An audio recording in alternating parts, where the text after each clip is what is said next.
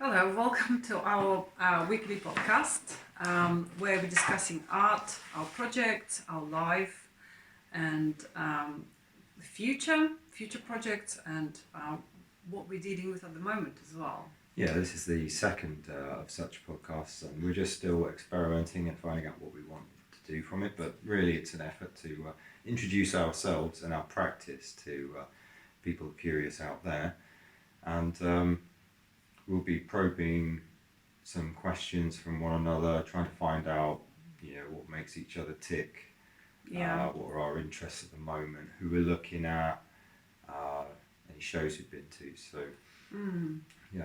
So it's quite exciting for us, and it's really invigorating, this kind of start of our kind of practice weekend. We normally starting on Friday and going through Sunday, and just experimenting with our own work and other projects as well. So is it, I was going to ask you first, is it a relief for you to get to Friday and know now's the time for you to sit and do art and work out your private stuff? Or is that a new stress? Well, it's kind of both, actually. I think it's excitement is kind of like is stress in a way. So you kind of building yourself up to something.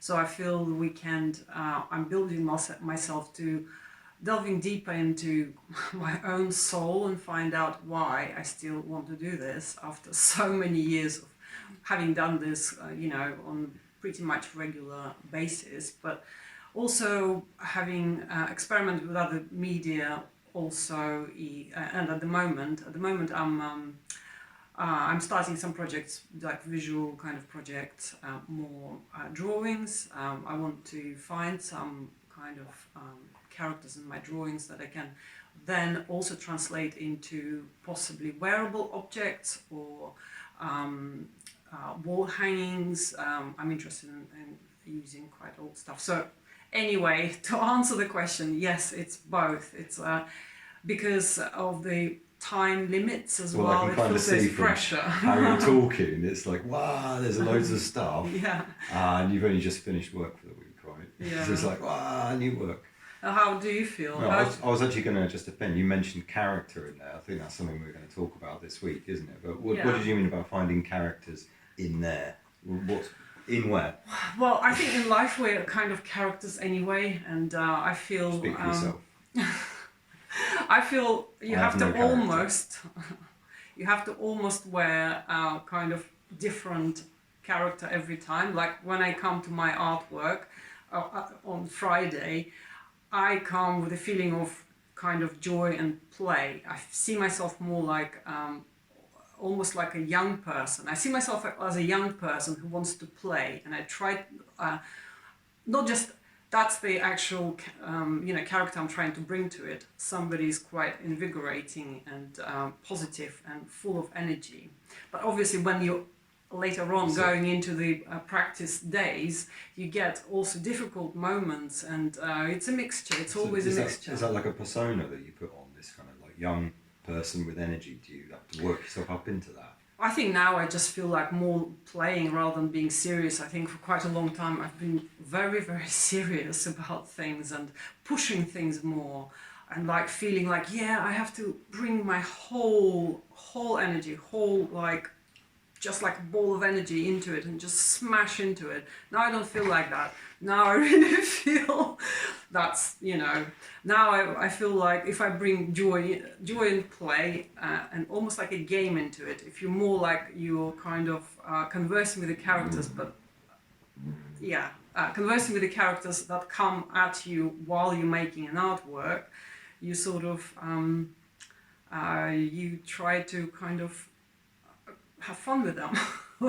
That's how I can describe it right now. So yes, time in the studio is very precious. When I was thinking about character, I was thinking specifically like in your drawings. Sometimes we're finding characters in there, and you were finding those through your process of like making rubbings, right? Yeah, just at the moment, like continuation to what I was saying about a play. This is like a play, so I'm trying to just tease things out at the moment, trying to be playful with how I do it.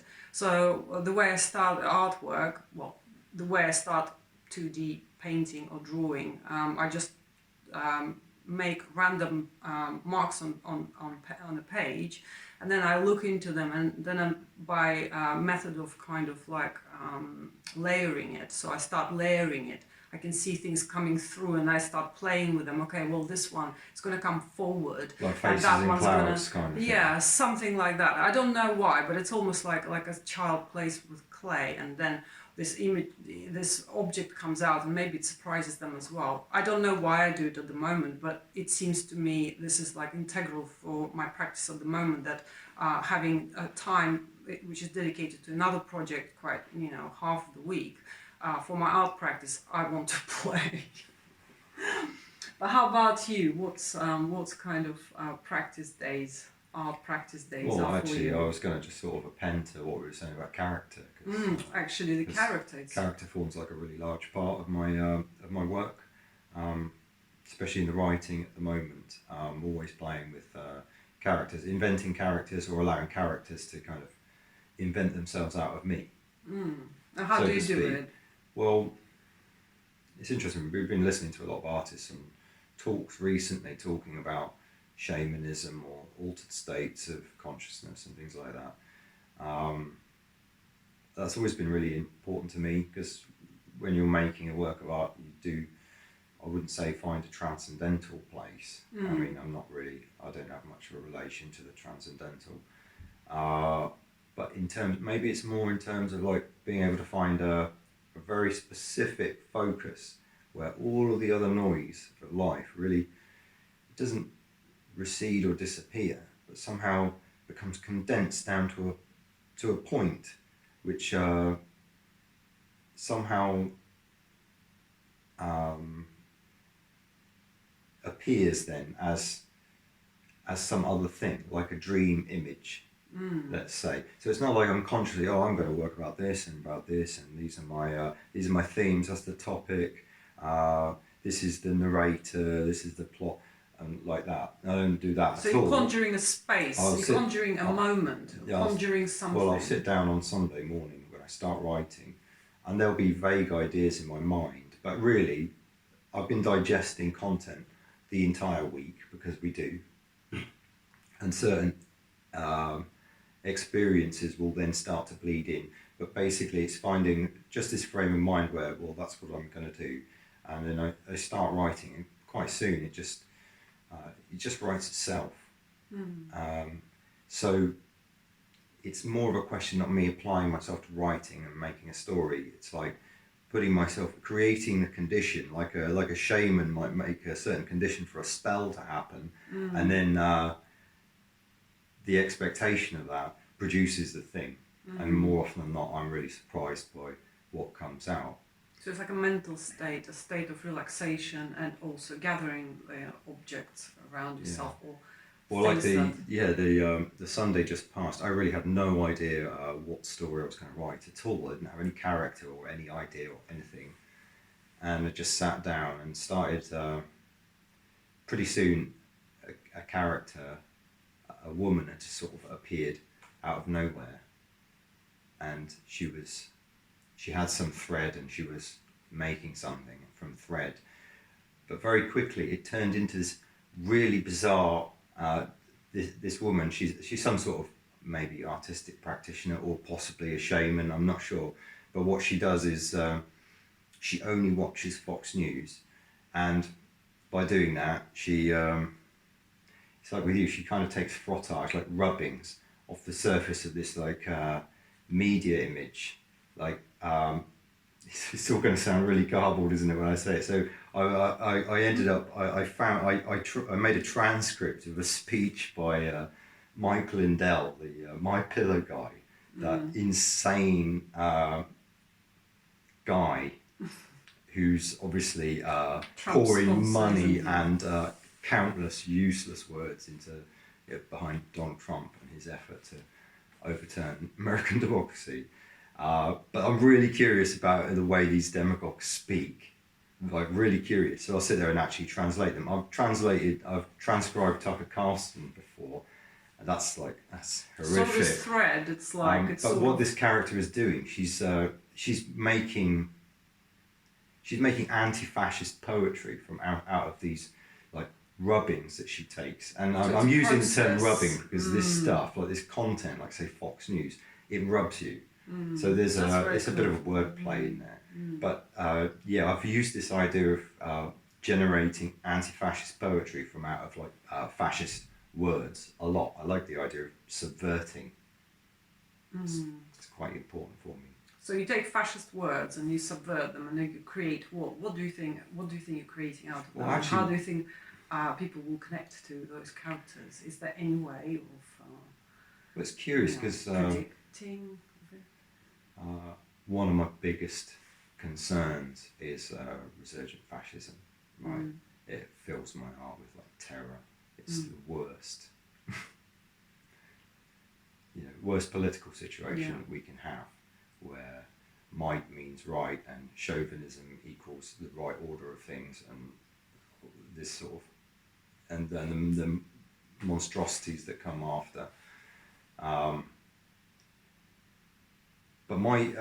But how do I deal with this? It's I'm very curious about the words and the language and the manner of presentation and the characters. I mean, look, these characters, they're fascinating, right? So are you trying to see what that kind of state of being? It's almost like how I'm reacting to it, because I know I'm not connected to any part really. I mean, only in the smallest of ways, but still it has like an effect over me. And this is all a sort of media spectacle as well. So the effect that has over the stories that are generated in my unconscious, and then how I find them, like taking a tracing or a rubbing. So in a way, I'm rubbing myself to take a trace what's there at the moment, but then also rubbing, the media machine, the collective unconscious, and find out what's there as well. So, yes, particular point of concern for me at the moment is this sort of process. But there is a lot of like sort of, just to finish, this sort of shamanic kind of sense of creating the right conditions for the spell to work, and the story is the spell. So where do you think you want to spell us away Well, out of? No, it's not so much like that. I mean, the book I'm writing's got 21 chapters because there are 21 Goya engravings in Los Disparates, which deals with human folly.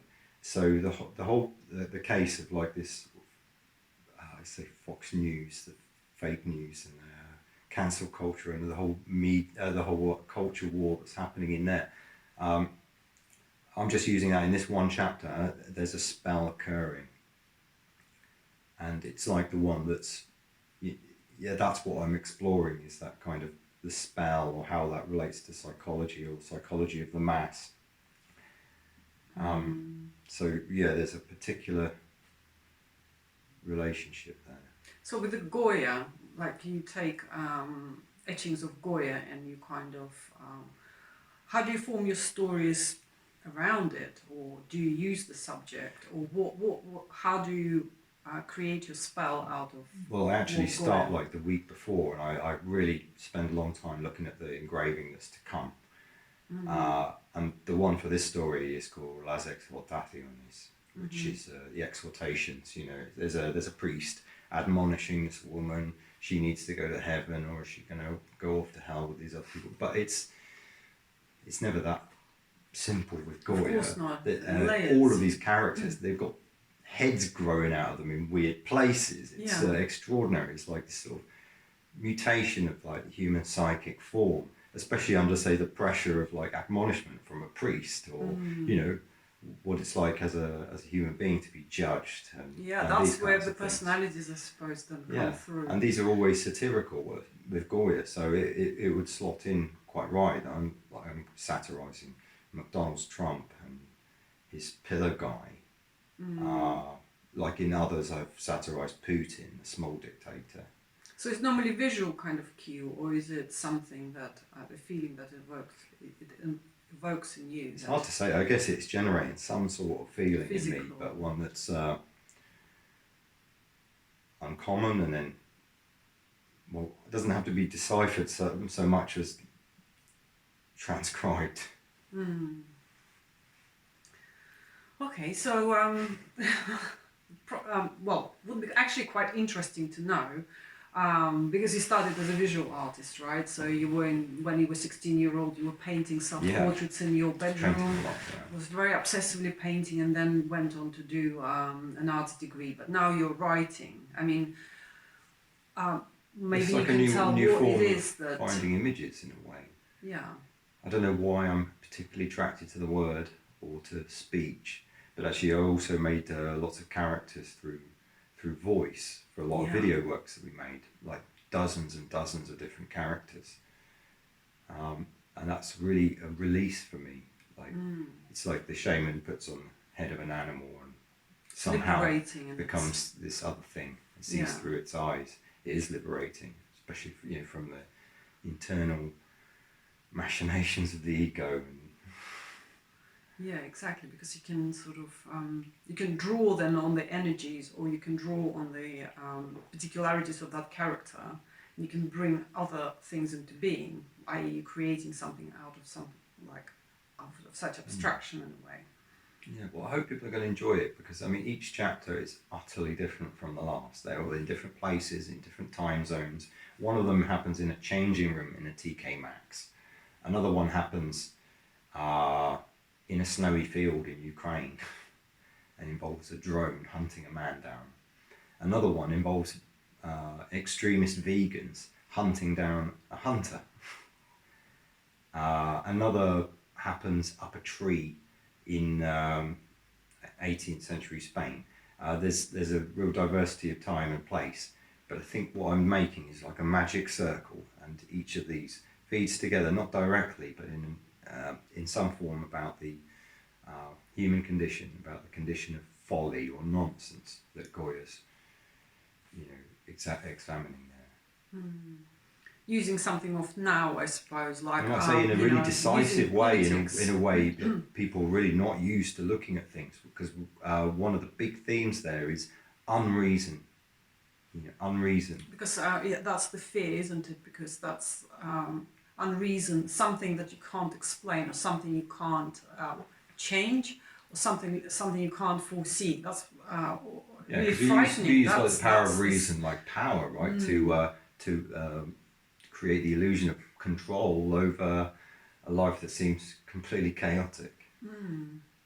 Which is a type of folly in itself. Yeah, that's why this kind of creative breakouts, they're a little bit like that, isn't it? You're stepping out of yourself, or you're stepping out of the norm, you leaving that behind, or you're looking into another area of yourself or of your life, whatever, and you're bringing that under the microscope, and in that there is such joy, because you are stepping out, you are looking differently, and all that. I think it's quite exciting. I think art is actually, for me, I'm looking at it quite differently now. I'm looking at something that is quite actually reaffirming and happy somehow. But it's literally, it's sort of like changing your attitude, changing your ways of how you looked at the thing before. Because obviously, having been a trained artist and having done art all my life, that edge sometimes can kind of become a bit blunt. You need to step out of that again. And so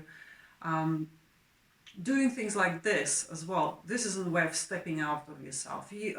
Unless you try, unless there is an action to your fantasy, sometimes you don't know where that fantasy can take you, i.e. action. Only through that you can move on. So in a sense, the more barriers you create, the more kind of difficulties maybe you set out for yourself, the more exciting, maybe you can go further that way.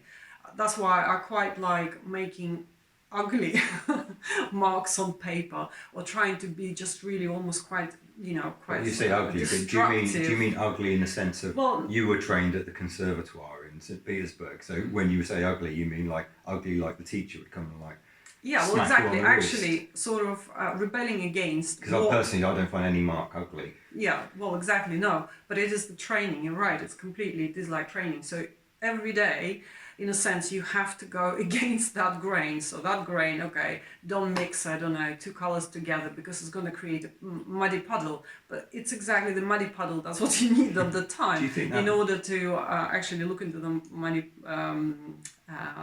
puddle in a different way. Muddy puddle. Muddy but puddle. do you think That's a that good, that theme of control, we were talking about like losing control before, we were just talking about like making rubbings, like we've looked at Max Ernst a lot, right, and his frottage, and then it's like the unconscious, you find a face inside and whatever. This is like not control, right, isn't it? It's like the Dadaists or surrealists coming away from like control and in the reasonably centered mind and coming to the unconscious. So this relationship of control and like loss of control, maybe you could say something about that. Yeah, loss of control. So basically, loss of control is like it's again going against that grain or going against the most natural, where you hold on to things. So loss of control, in that sense, can show you other parts of yourself, I suppose. I had a really good idea, but I've forgotten it now, what I was going to say. But anyway, loss of control. I feel it's... You lost control of it, didn't you? I have lost control of it, for sure. Loss of control is, like really important, and I want to do that more in a way because... you want to lose control. Yeah. Losing control can take you places. Not losing control can keep you in the place you know.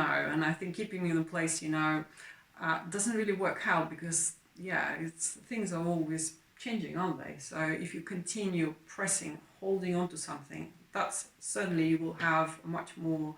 And if you don't like take your finger off, taking you off, yeah. You don't know whether you're pressing on the right thing or not. You're just like driving when actually you might have needed some space and then there might have been another direction you weren't seeing.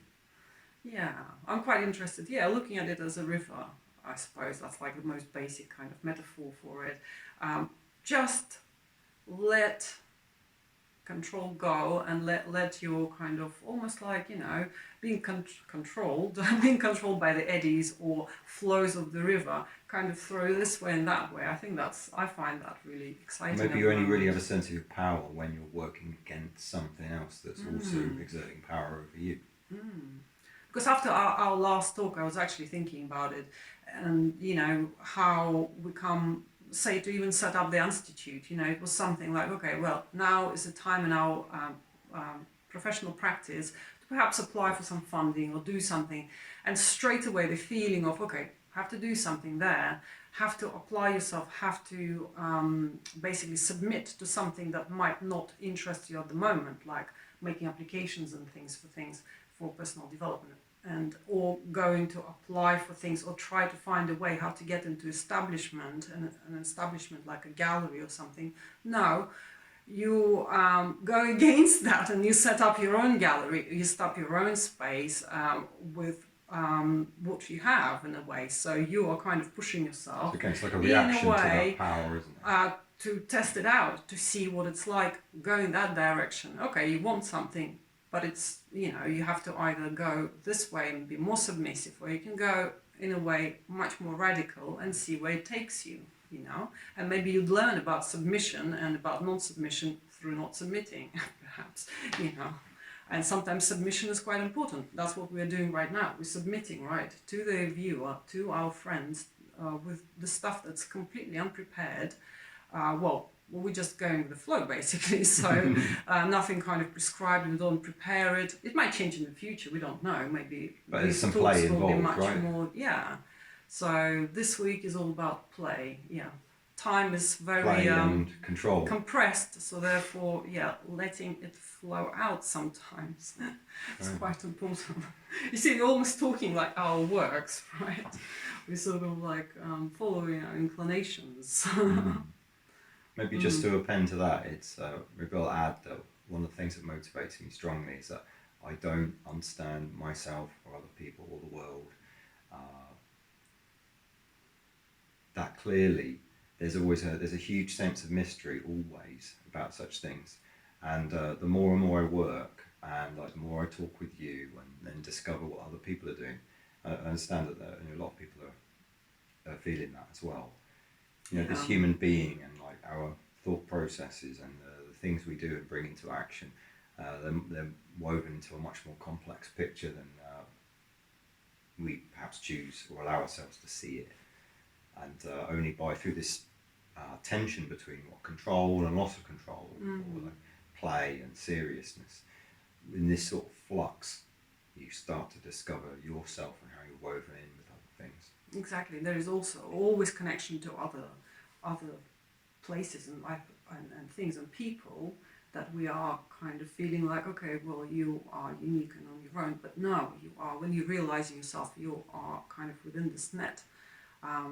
It's actually invigorating itself, isn't it, to feel that you are kind of connected and in the sense, you don't need to feel that you belong, but you need to feel a sense of others. I think it's quite important. Other humans, other characters, other personalities, others.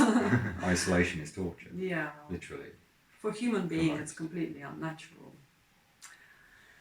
Okay, it's been lovely to see you all.